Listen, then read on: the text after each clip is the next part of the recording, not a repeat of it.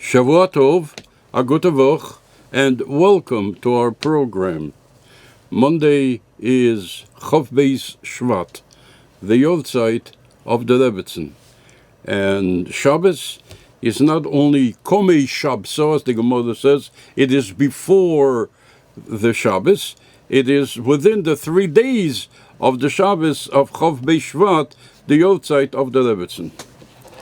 In the year Tavshin Nun Beis, 1992 in January, the Rebbe spoke about the Yortzeit of the Rebbetzin, and the Rebbe drew our attention to the fact that the Rebbetzin passed away on the 22nd day of Shevat. 22nd in the numerical value is Chof Beis. Chof Beis has the letters of Becho, the Beis and the Cho, and the final Chof. Becho, the Rebbe says, reminds us of the Pasuk, Becho Yevorech Yisrael. In you, this is a Pasuk in Chumash, in you, or through you, the people of Israel are going to be blessed. Asks the Rebbe, how does this fit with the day that the Rebbetzin passed away? Becho, on the 22nd day of Shevat, Yevorech Yisrael is a blessing. What kind of blessing? What we see is that the Rebbetzin passed away on that day. So how come it is that the day that the Rebbetzin passed away was on the day of Chof Beis, which stands for Becho, for a blessing? What kind of blessing is this? We will return to that in a moment. But first, our customary stories, and in this case, stories, many stories, first-hand stories about the Rebbetzin. My sister, the Rebbetzin Leah Khan, should be well, the wife of the long life of Rabbi Shmuel Khan, who passed away last Vov Elul, was very close with the Rebbetzin, and she would talk to the Rebbetzin very often.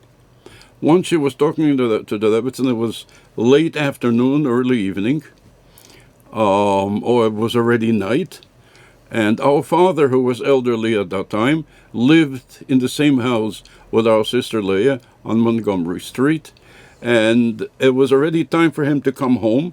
However, he wasn't home yet, and Leah was worried. As she's talking to the Rebbetzin, she tells the Rebbetzin that she's worried that her father did not come home yet.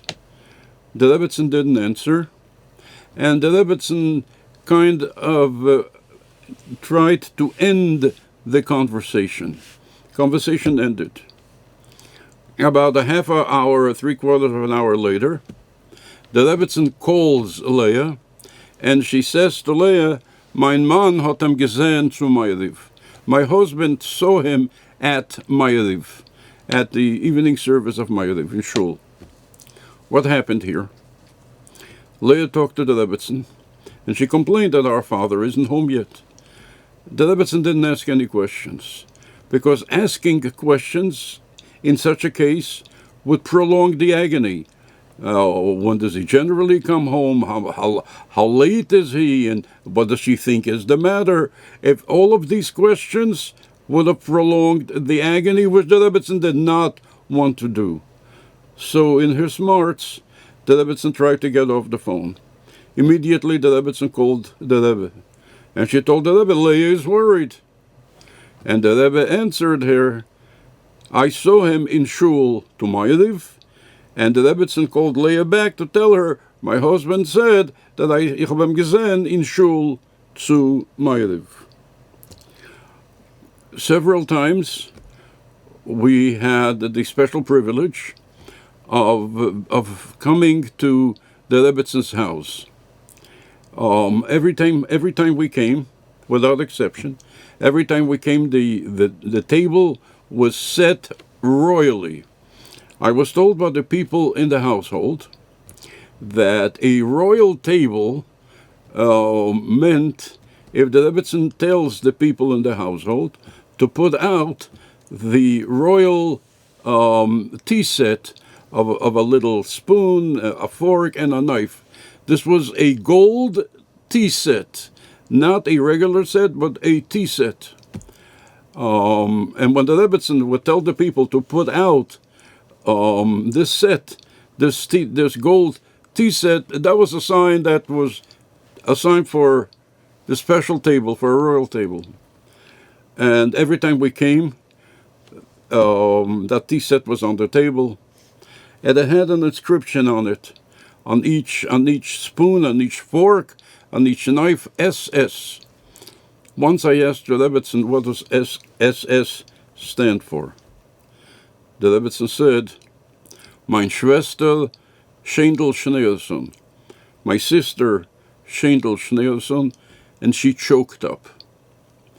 And of course, you couldn't ask any more questions after that. What happened here? This tea set belonged to the Rebbetzin Schendel Schneerson. Now the Rebbetzin has it. What happened?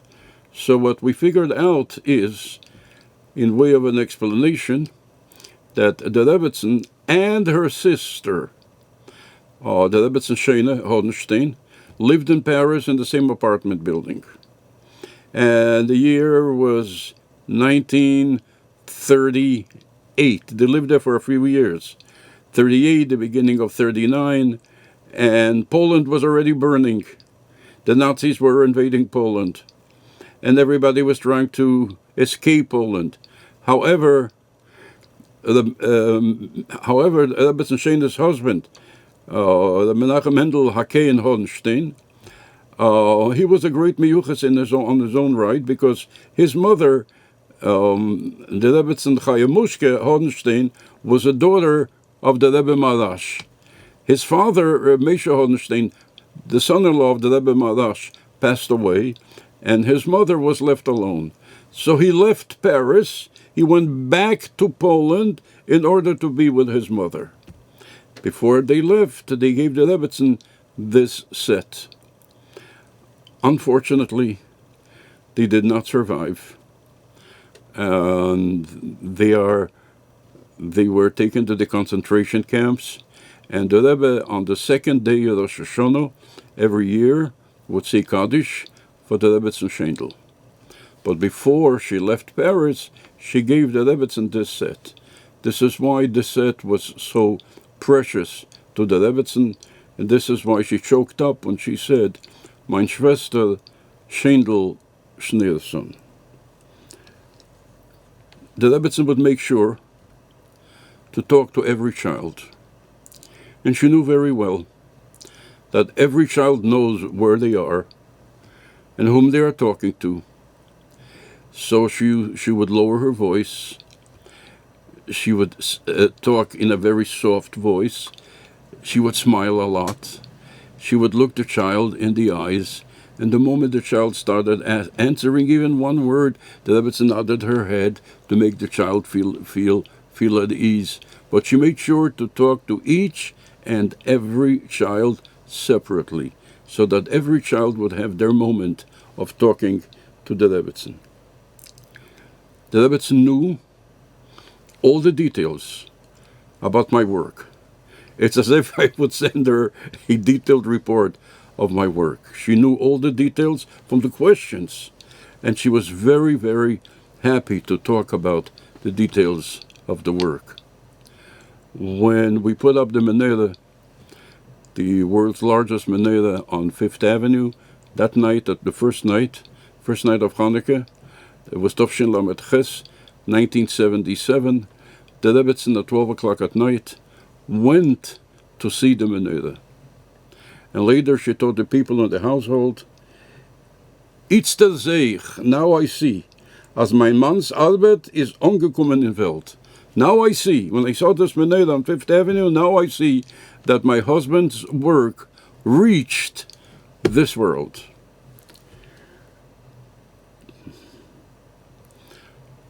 Our oldest son, Welwolters angesund, was traveling as a shliach to a yeshiva in Caracas, Venezuela.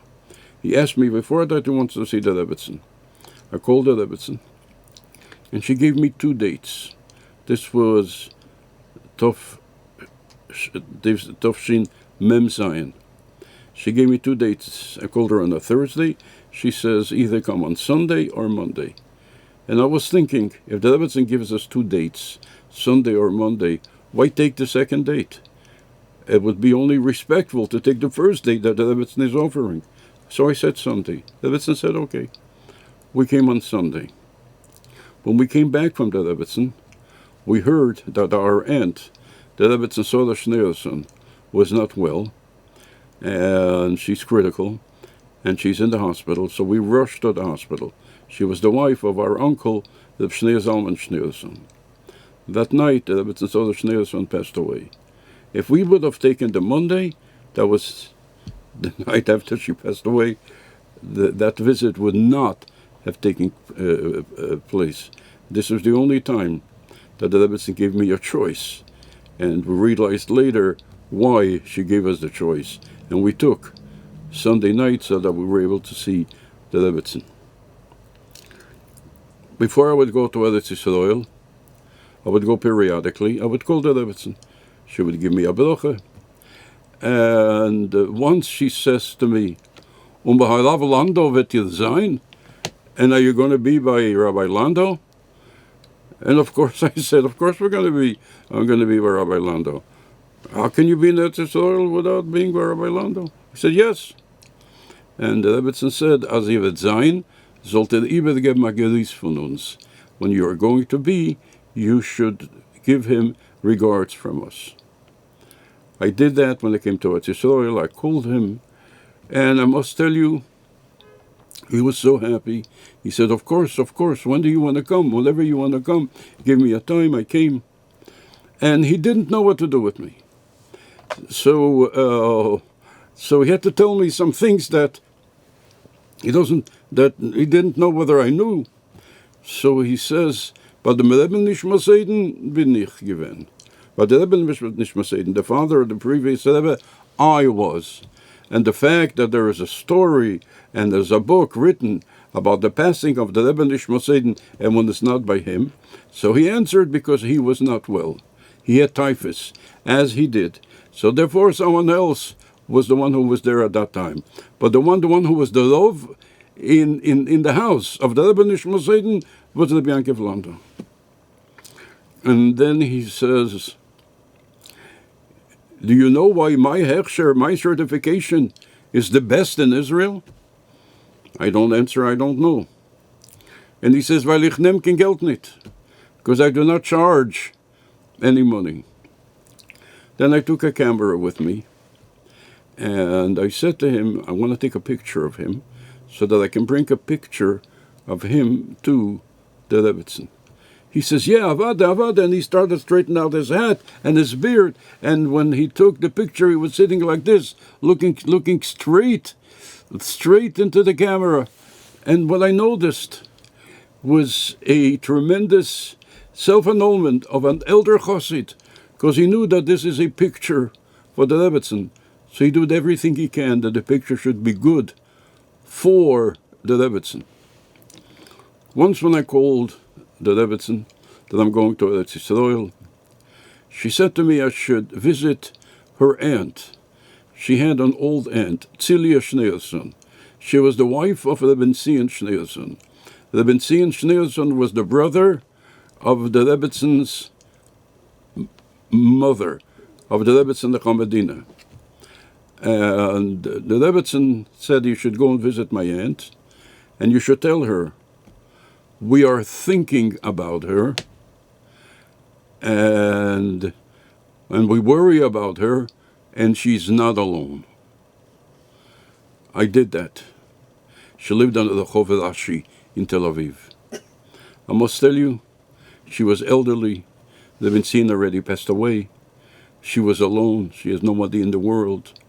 And when she got this message that we, the royal we, the Rebbetzin and the Rebbe are thinking about her and worried about her, and she's not alone, she was like a different person. She gave me, as a token of appreciation, she gave me the Rebbetzin Siddur, she gave me the Rebbetzin Lekutei Torah. Lekutei Torah is used, you can see. Lekutei Torah is used, the Siddur is rebound, and so on. So the Rebbetzin is sitting in Brooklyn, and she's worried that she has an old aunt. and he enters alone in Tel Aviv on Rehov Rashi Street. And she's worried, and she's sending her a message that we are thinking of you, and you are not alone. I had a friend who was in the banking business, and he was also an art collector. Once he called me, and he said that a certain sculptor made 2 copies of a sculpture of the Statue of Liberty. He says it's something out of this world. You'll see something out of this world, about 2 feet high. And he bought both of them, signed, and he wants to give one of them to the Rebbetzin. That's what he told me. I said to him, I'll get back to you. I'll get back to you. I called the Rebbetzin. And the Rebbetzin said, Ich darf verlegen bei mein Mann. I have to ask my husband if I can accept it. Call me tomorrow. I called the Rebbetzin tomorrow, and she says, I asked my husband, and he said I can take it. The man immediately sent over the copy of the Statue of Liberty. I brought it to the Rebbetzin. About a week or so later, Rabbi Krinsky called me, and he sent me a copy of a thank you letter that the Rebbetzin sent this individual. There are many who ask about the personality of the Rebbetzin, and this is not the place or the person to really know the answer to that. But you see one thing. On one hand, the Rebbetzin was a private person. She didn't make any public appearances and so on. On the other hand, the Rebbetzin gave everything she had for the Rebbe. The Rebbetzin had no personal life, no personal interest.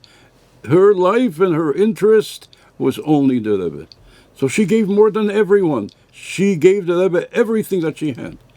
She lived and existed only for the Rebbe. Going back, Rabbi say, to the question that we have here.